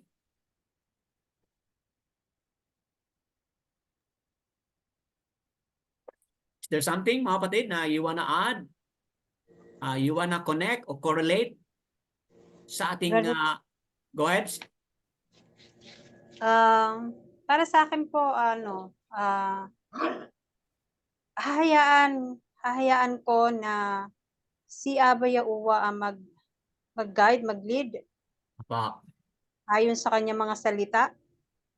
At every dapat for me, bawat minuto, bawat pagkakataon na meron ako upang humingi ng guidance at Mm. pag nilay-nilayan, kung haharap ako sa situation, bigyan niya ako ng mga salita niya na maalala ko upang mai-handle ko yung situation at makapagbigay ako ng glory sa kanya. Opo. Yun po, Wow. brother. So, tama po. So, mahalaga yun sa ating journey ngayon, mga kapatid, na ang ating complete confidence po ay nasa Kanya, mga kapatid. But, that being heard, mga kapatid, merong mga pinag-usapan dito, no? Kasi door door or entrance.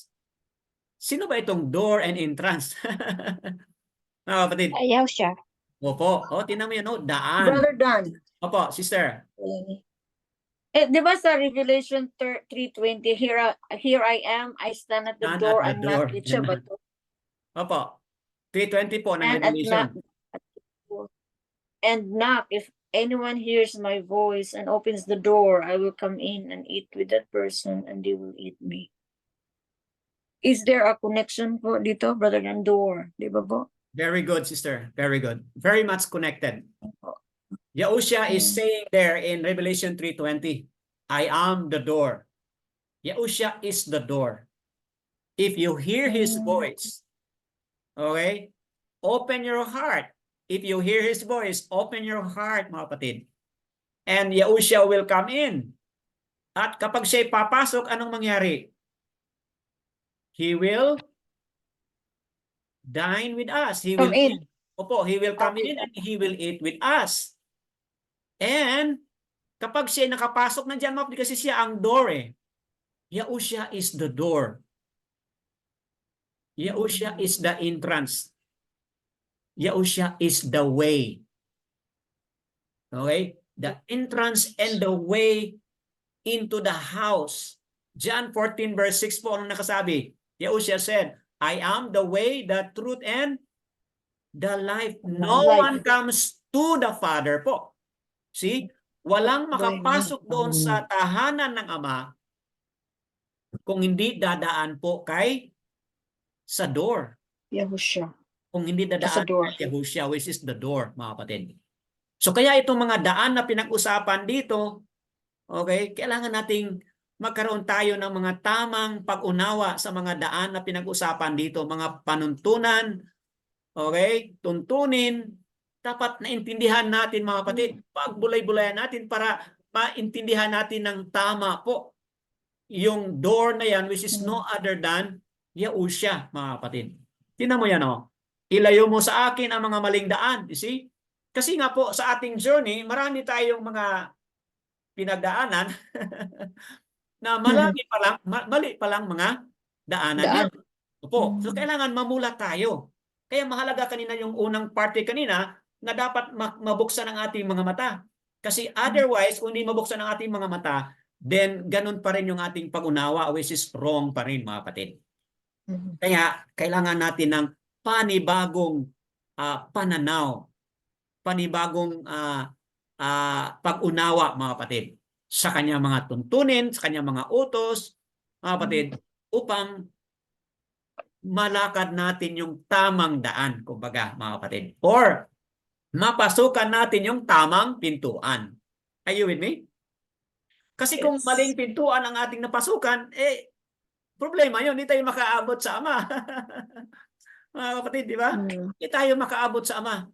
Kaya mahalaga itong pagkilala sa pangalan ni Yahushua kasi siya po yung daan para makapasok tayo doon sa totoong pintuan na maghahatid sa atin doon sa tahanan ng ating Ama, mga kapatid. So, nawa, that being said, magbigay ito ng better and a clear understanding. Yahushua is the way, Yahushua is the door that we enter into the house.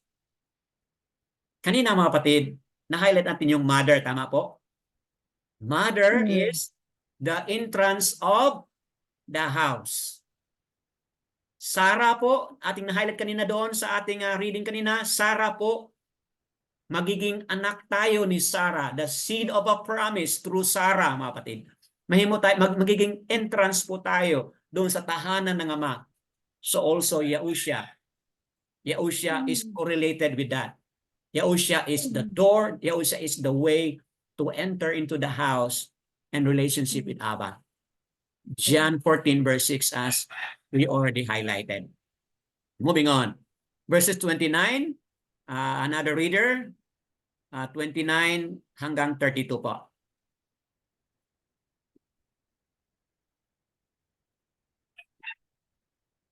Okay po? Kung wala po ako, Go ahead, Sister Psalm Bakar, Asia. 19:29. Ilayo mo sa akin ang mga maling daan at malugod na ituro mo sa akin ang iyong kautusan. 30. Ang daan ng katapatan ay pinili ko. Ang mga tuntunin mo ay inilagay ko sa harapan ko. 31. Ako'y kumapit sa iyong mga patutuo, o Yahuwah. Sa kahihiyan ay ilayo mo ako. 32.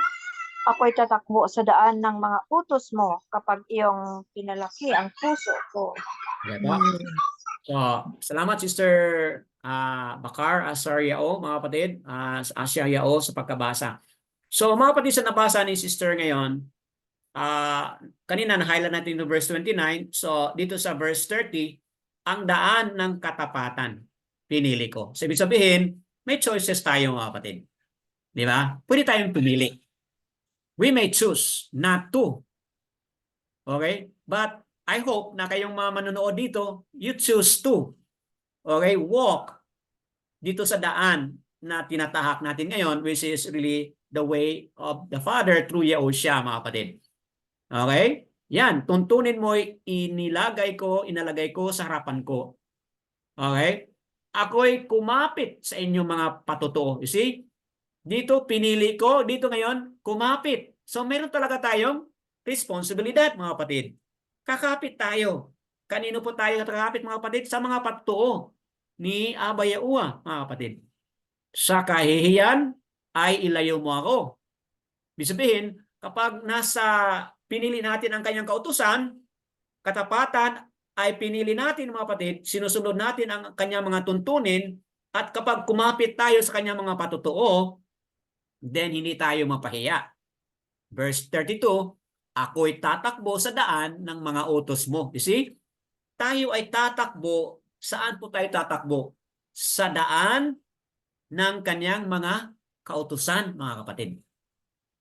And who is this way to the Torah, mga kapatid? Walang ibang tinutukoy dito kundi si Yahushua po yan. Yahushua ang way. Yahushua ang daan.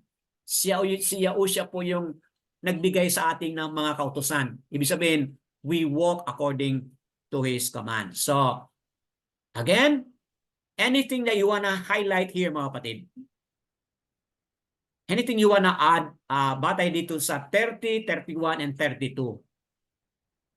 On Yahushua as the way and the door that we enter into the house. Anything you wanna add?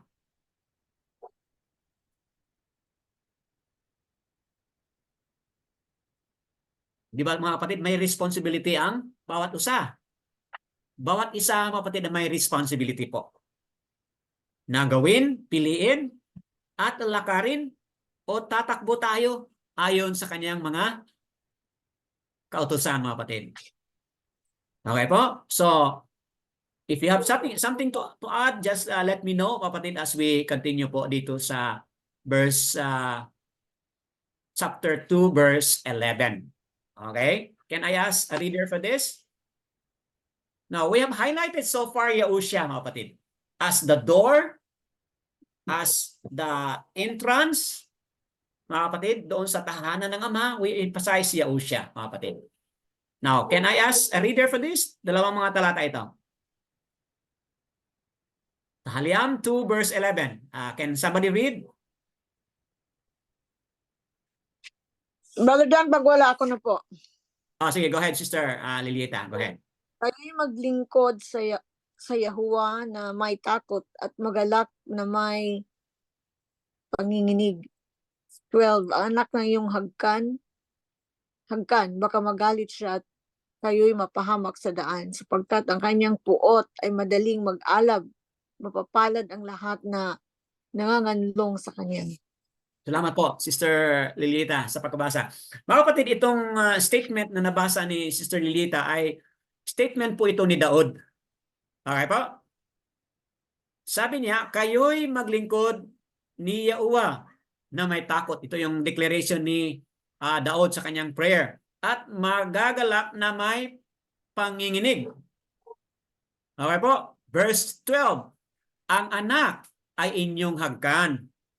Sino itong anak na hagkan, mga kapatid? Baka magalit siya at kayo'y mapahamak sa daan sapagkat ang kanyang puot ay madaling Joshua? mag-alab. Mapapalad ang lahat ng nganganlong sa kanya. Wow! What a declaration po ni Daud. Mga kapatid, ano yung declaration ni Daud dito? Have you noticed, mga kapatid, na ang kanyang declaration, ama at ang anak? Napansin ba ninyo? Yes. Mga kapatid, hindi lang ama ang pinag-usapan ni Daud, ama at anak. So, ibig sabihin, even si Daud sa panahon na yon, meron na po siyang pag-unawa sa ama at sa anak. Okay? Tanong, to whom we should kiss? Any answer po?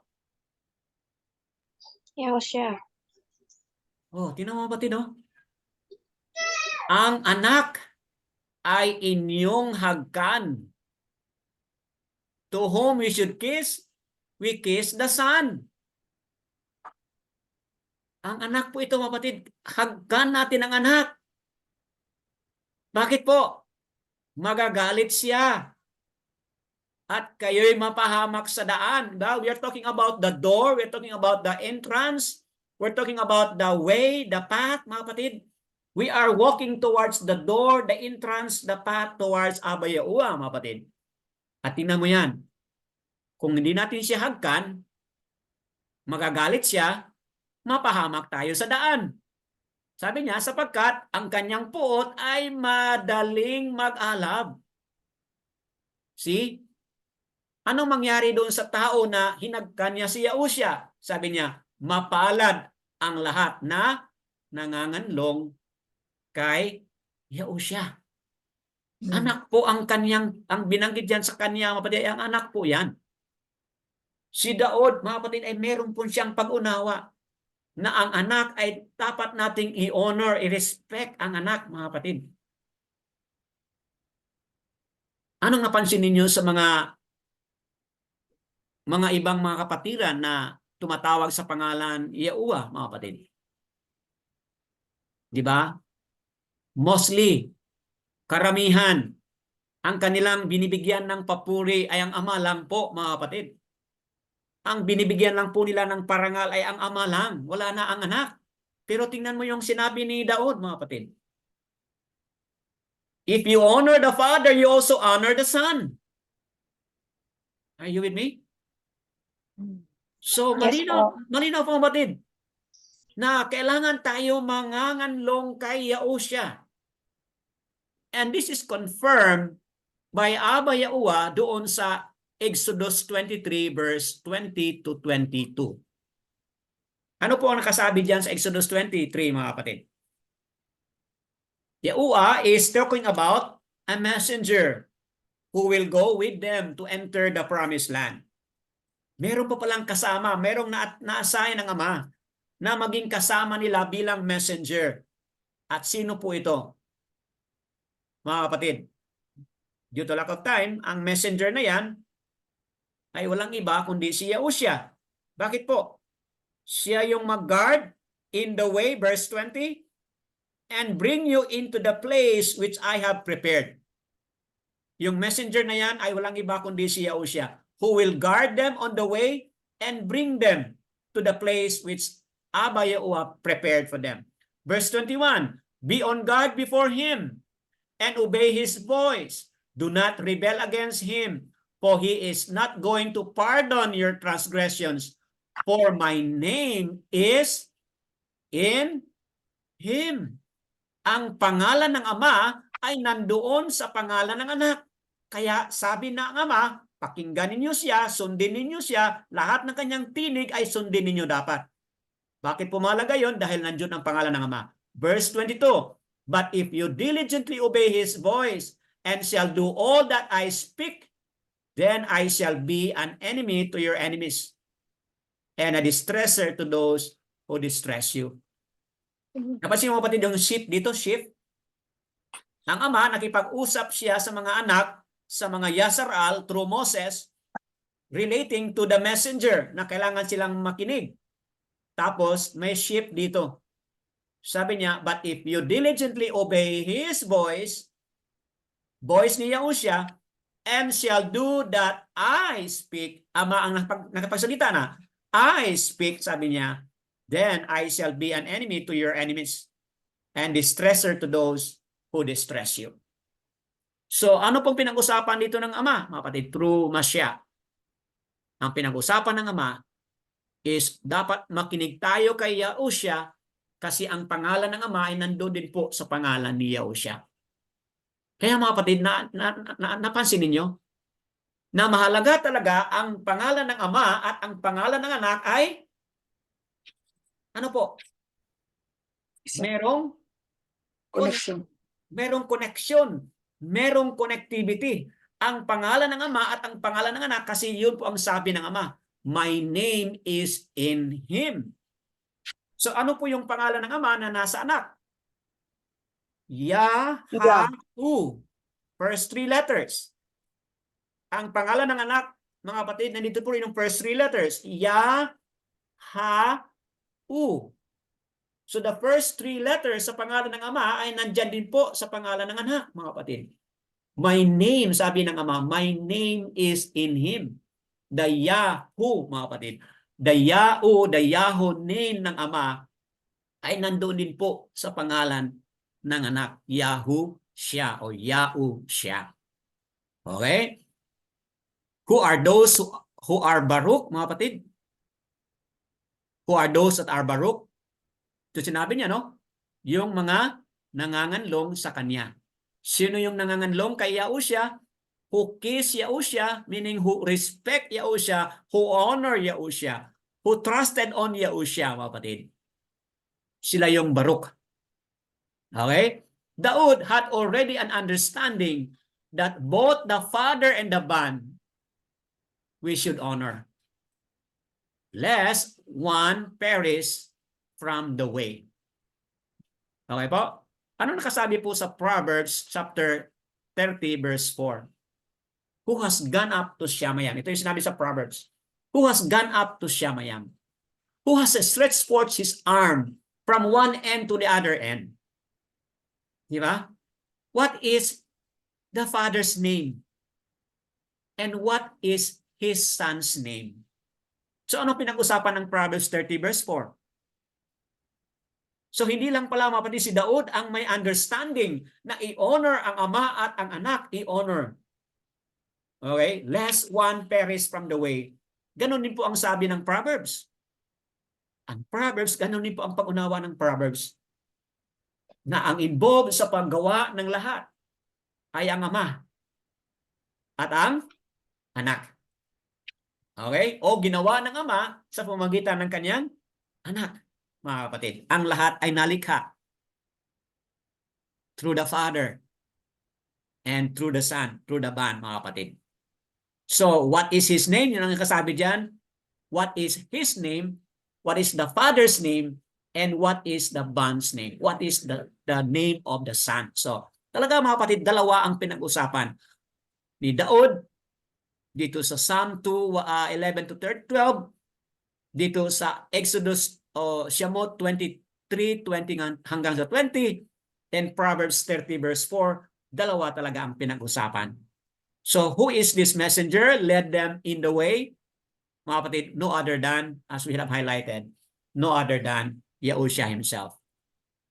Okay? So, ito na yung ating, we connect it all together mga kapatid. Yung from start to finish, we put it all together right now.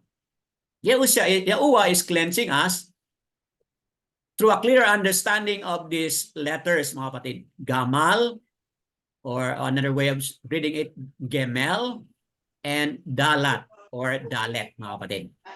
So itong mga dalawang mga titik na yan talks about our walk in Yahuwah. Describing of a camel's walk, mga kapatid. Ang ating walk din po, ang ating journey is like a journey of a camel. Walking through the desert, maraming mga challenges. Pero anong kailangan natin, mga kapatid? We need Yahushua, who is the source of our unlimited water, para magkaroon tayo ng strength and lakas doon sa ating walk, mga kapatid. We do it with true obedience to the Torah, mga kapatid, desiring for Yahushua, who is the door that bring to the understanding, okay, that bring forth to the understanding of every believer. And we correlate this to mother, mga kapatid, who brings forth the children to the house or to the home. Correlation to Yahushua as the door, okay, and doon sa mother as a womb, like Sarah, through the seed of Sarah, magkaroon pa ng maraming mga descendants, kapatid, that brings forth people into the house of Yahuwah. Nakuha niyo po yung lahat, mga kapatid, yung connection. Why we started talking about the mother? Because siya po yung entrance. Bawat mother, meron po siyang functionality doon sa tahanan na magbigay rin po siya ng guidance, ng instruction, ng teaching sa mga anak, mga kapatid. Lalo na sa ating mga kapatiran dito na ang kanilang mga partner sa buhay ay hindi pa mananampalataya. Then, kayo, mga kapatid, kayo yung mag-function doon as a leader na sa pamamagitan ninyo ay madala po ninyo, ma-guide po ninyo, ma-correct po ninyo ang inyong mga anak towards the way, the truth of Yahushua, mga kapatid. Kasi kung ano man yung function ni Yahushua, yun din po ang function ng mga mothers, mga kapatid. Okay, nakuha po ninyo, mga kapatid. So, that being said, ano kaya ang inyong mga lessons learned, realization this time, mga kapatid, na ating narinig itong mga katuruan na ito? Anybody, anything you wanna say, comments, and add something, mga kapatid, batay sa ating mga napag-usapan? You may add something if you have something. Brother Felix, you wanna add something, brother? Or anybody? Please unmute and then share if you have something to add from this teaching video. Brother Dan, Go ahead, Sister Cyril. Go ahead po. question. Opo. Do we have to honor Yahusha equally with Yahuwah? Okay po. Kung magbigay tayo ng ano po, ng distinction like a measurement, no? Mahirap nating masagot po kung magbigay tayo ng mga measurement. Like we say, we honor greatly ang ama, we honor lesser ang anak. I would say mahirap kung bigyan natin ng ano po, ng measurement kumbaga. So ano yung nakasulat kanina is kiss the son. Yun po ang nakasulat doon. And it speaks about honor and respect. So I would say na to be safe, no? Kasi mahirap kapag magbigay tayo ng mga gauge o number, halimbawa. Just as we honor the father, we also honor the son. Just as the husband, the head of the family, we also honor the mother. Sumbaga. So, yun lang ang masasagot ko, sister. Kung meron tayong verse na ma-highlight natin dito, then mas maganda kung meron tayong point na verse. Or anybody can help. Do we have a verse that we can support on that? Or verse that would say na hindi dapat? Okay, halimbawa, Dito sa Matthew chapter 4, ano po nakasabi sa Matthew chapter 4? Di ba? Yung temptation po ni Yahushua ito po, mga kapatid, di ba? Matthew chapter 4, tinan po yung verse 10. Di ba ito yung temptation with Yahushua and Shatan, mga kapatid, no? Matthew chapter 4, verse 10. Ano po nakasabi? Then Yahushua said to him, meaning Shatan, mga kapatid, no? Go, Shatan, for it has been written, you shall worship Yahuwah your Aluwayam, and Him alone you shall serve. So ang nabanggit dito, mga kapatid, ng sagot ni Yahushua is, you shall worship Yahuwah, pero meron siyang Aluwayam. Okay? So kapag sabihin natin na yung aluwa na yan ay ang ama lang ang ating tinutukoy, then hindi nakasali si Yahushua. Pero atin naman pong napag-usapan, mga kapatid, na kung bakit plural ang ating binabanggit is because kasama si Yahushua.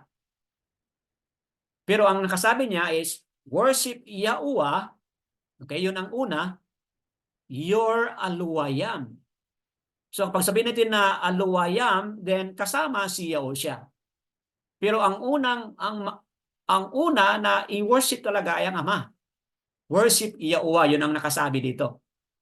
But nung sinabi niya, your aluwayam, then bahagi si Yahushua doon, mga kapatid. But yung primary worship ay sa Ama, I would say. Kasi yung sabi niya, worship Yahuwah, your aluwayam. Wala man pong sinabi ni Yahushua doon kay Satan na worship me. Di ba? Malinaw po. Ang sinabi po ni Yahushua, worship Yahuwah, your aluwayam. So primary po yung worship natin sa Ama. Okay? Magiging secondary po, your aluwayam. Meaning, doon sa aluwayam, kasama na po si Yahushua doon. So magiging secondary po si Yahushua. Primary po yung kang Yahuwah, magiging secondary po kay Yahushua. Maging supported ito doon sa Yaokanan 14 verse 28. Ano po nakasabi sa Yaokanan 14 verse 28? Di ba? Sabi po ni Yahushua, the Father is, ano po? Ano po nakasabi? 28. 14:28. You heard that I said to you, I am going away and I am going to you. If you love me, you would have rejoiced that I said, I am going to the Father, for the Father is greater than I. So, kung i-connect natin ito na sabi ni Yahushua doon sa kay Satan, worship Yahuwah, okay, your aluwayam, secondary siya doon sa aluwayam kasi kasama siya doon, but primary ang Ama, Yahuwah. Then dito sa Yaokanan, kung i-connect natin ito sa John 14:28, which is ang Ama ang greater, okay, so it's just but natural to give Him the most and the highest praise, mga kapatid, di ba? Kung ipaghiwalayan natin yon, then yun ang ating pananaw. But kung sasabihin natin na Yahushua is the way, okay po, kung saan ang papuri, mga kapatid, di ba? Kung si Yahushua ang daan, kung saan ang mga papuri at parangal, ihahandog natin sa pamamagitan ni Yahushua, then mawala tayong problema doon, mga kapatid. Because just as we honor the Father, we bring the honor of the Father, we bring it through the Son, mga kapatid, di ba? Anything else you wanna explain on that? What about sa Revelation chapter 19? 19 ba yon? Yung nag-bow down si ano po? Verse 20 ba yon? Yung nag-bow down si Yaokanan?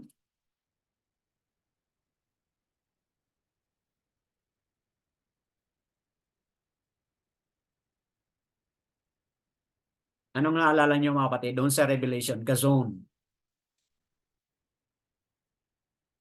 Okay po, hindi ko na-ready yung verse but merong scenario dito na Yaokanan bow down.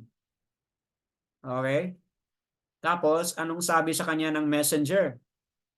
Do not do that. Sabi niya, I am your fellow messenger. Okay po? Okay, nandito po sa verse 8. 22 verse 8. And I, Yaokanan, saw and heard this. And I heard and saw. Verse 8 po ng 22. I fell down to worship before the feet of the messenger who showed me this. And he said to me, see, do not, for I am your fellow servant and your brothers of the Nabiam and those who are guarding the words of this book, worship Yahweh. So, dito, malinaw na yung messenger, sino itong messenger na pinag-usapan dito who showed everything to Yaokanan? Yaosya po ito, di ba? So, nung pinakita na lahat, anong ginawa ni Yaokanan? Nag-bow down siya doon sa messenger, who is Yaosya. Then, anong sabi ng messenger? Do not, for I am your fellow servants. So, ang tanong is, may kaibahan ba doon sa worship, doon sa pag-kiss? So, yun mga kapatid, doon ang challenge natin, siguro kailangan pag-aralan yon. Is the word worship similar with the word kiss, the Son? Okay, so yun, hindi tayo ready dito sa pagtingin doon sa point na yun. But you have a very good question, sister. Nawa, nakabigay ako ng konting liwanag. Konti lang, I would say konting liwanag. O if you have something else na you would add, o mga kapatid, you would add.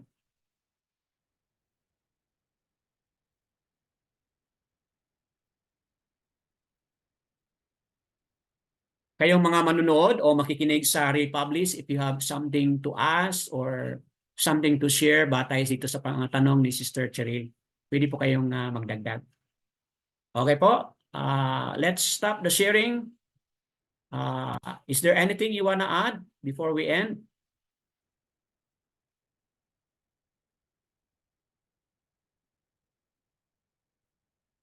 Medyo malalim, no? Ang inyong pinag-usapan, pinag-iisipan, mga kapatid. But we would like to end saying na honoring the Father and honoring the Son, I would say, batay sa ating napaliwanag kanina, just as Daud gave emphasis on his understanding. Nawa, ito'y magkakaroon tayo ng deeper and a better understanding of the relationship ng ama at ang anak, mga kapatid. Ang ama, siya po yung pinaka-leader natin. Ang anak, sa pamamagitan niya ay makalapit tayo sa kanya. And there is no reason na we cannot honor the Son. Just as it is commanded, honor the father and the mother. So we can also apply that in our understanding of the Father and the Son. Abba Yahuwah, we honor Him. Yahushua, Amashiach, we also honor Him. But when it turns to worship, mga kapatid, we give priority po sa Ama. Kasi po, ang worship ay mahatid din po natin sa pamamagitan ng anak po. So, that being said, nawa itong teaching video na ito ay magbigay ng liwanag at kasagutan din po sa mga iba't ibang mga pag-unawa, lalo na sa relationship ng ama, paano tayo makapasok, maka-enter doon sa kanyang tahanan, mga kapatid. At yung function din po ng ina sa bawat tahanan ni Abba Yahuwah, mahalaga din po katulad ng function din po ni Yahushua. So that being said, Yahuwah Barak and all his team po kay Abba Yahuwah. Yahuwah Barak po and Shalom.